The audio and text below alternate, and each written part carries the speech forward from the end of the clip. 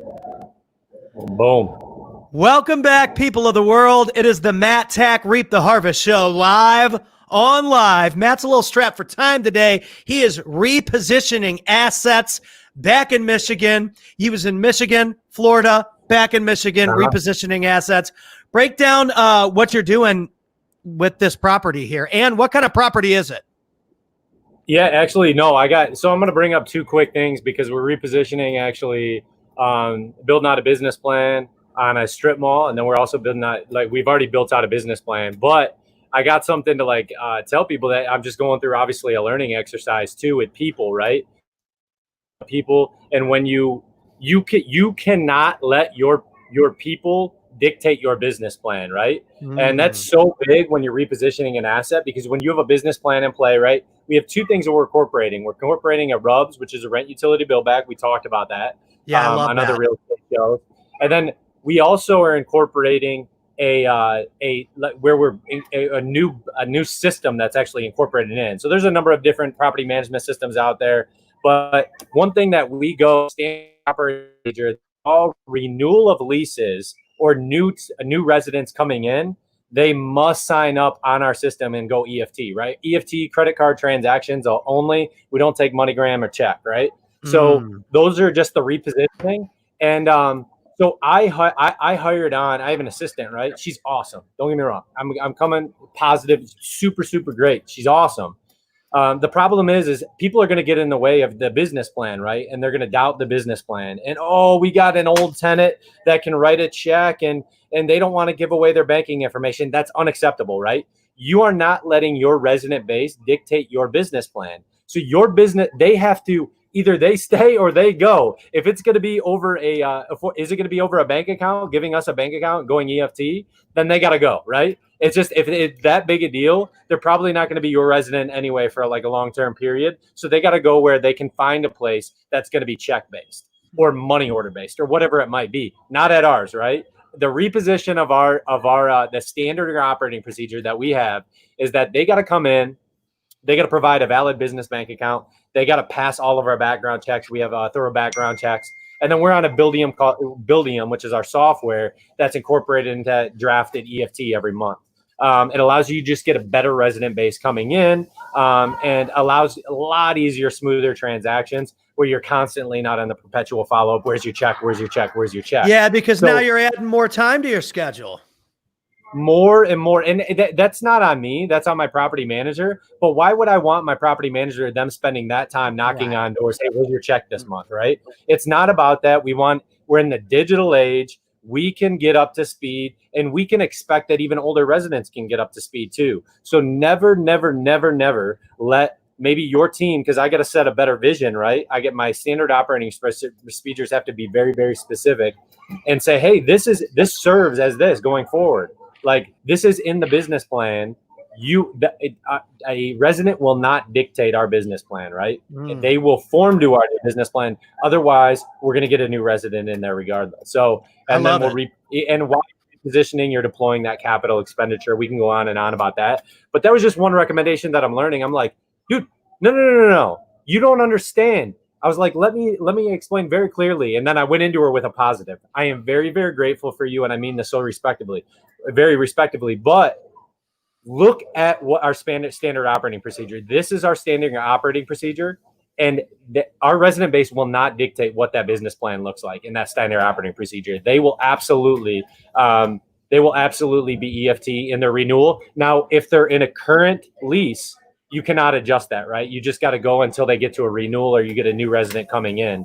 So there is that kind of, that wiggle room that you're going to have, like kind of that build up, maybe 8 to 12 month period, where you're building out your business plan and you're having some residents leave, you're having new residents come in. When residents come in, that's where you're going to recapture a lot of that. And release renewals, that's when you're also going to recapture a lot of like just staying with your business plan and moving it forward. So we never want that to happen. Now, the other thing is, and another learning experience during COVID, right, in the reposition of an asset we have right now, is we wanted to go a triple net lease structure on our strip mall. It's a great location. And so break down what that means for people like me that don't know anything. Yeah, a triple net lease structure is pretty much where they a tenant that's going to lease out a commercial space is going to absorb pretty much all the costs. Just to put in layman's terms, they're going to incorporate all the costs. So if you have landscaping costs, snow removal costs, if you have anything exterior of the shell, interior of the shell, they're covering all that, right? And they also cover some of the insurance, portion of the insurance that they're taking out as far as square footage of space. And then they also cover the taxes. So then when you own a commercial strip mall, it's a tenant base that's taking up all those. And you'll notice that in a residential platform, so our commercial multifamily, I always call them residents. And then for the commercial space, you have tenants, right? And I do that very clearly because we want to make sure that we call the residents feel like they have a home, that's their home. And then tenants, a commercial space is a much completely different like arena, right? That's a commercial space and they actually are physical tenants. They don't live there. That's not a home. So we don't call them residents, right? Because they're not living there. So those are just thrown out there as a little tidbit of information. No, I really like that. I do. I like that. It's just something that we do. We always call them residents over tenants. A lot of people call them tenants, but it doesn't make it feel, you're not, I feel like incorporating the home piece because it is their home.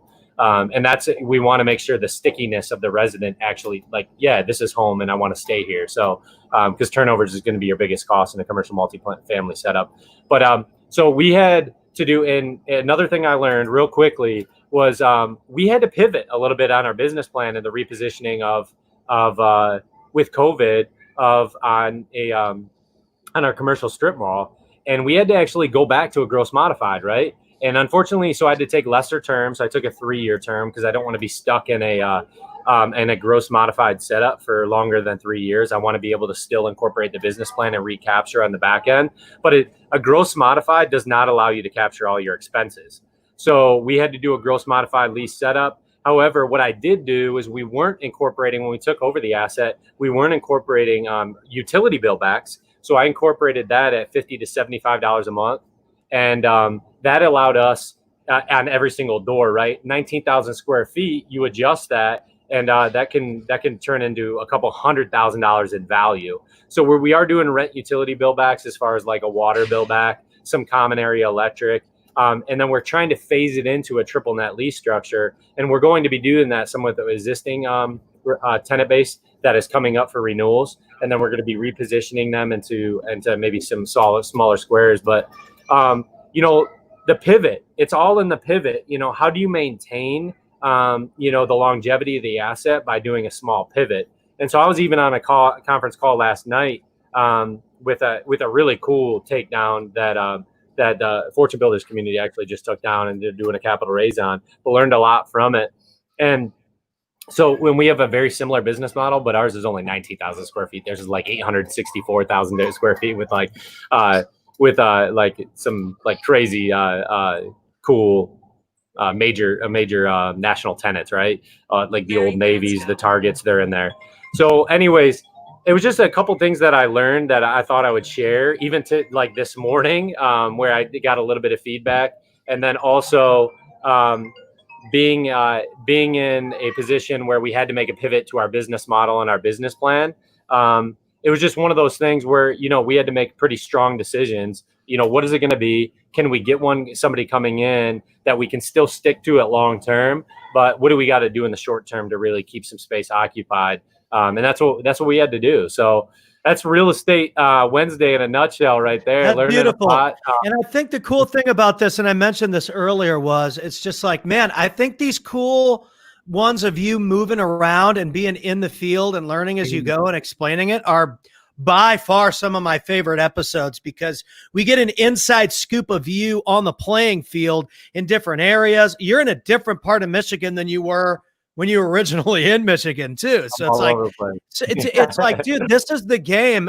In any industry that you're in, you got to move around and put your feet in the water and figure out where you fit in and slide in with certain teams and with certain anything. If you're a coach or you're a fitness person or you're a real estate person, you've got to get into other markets and figure out how you can fit into those markets instead of just, doing everything inside one shell. I think it's important to be always using an expanding revolving door of how can I get better? How can I get around better people? And how can I get outside the box? So it's a beautiful thing, dude.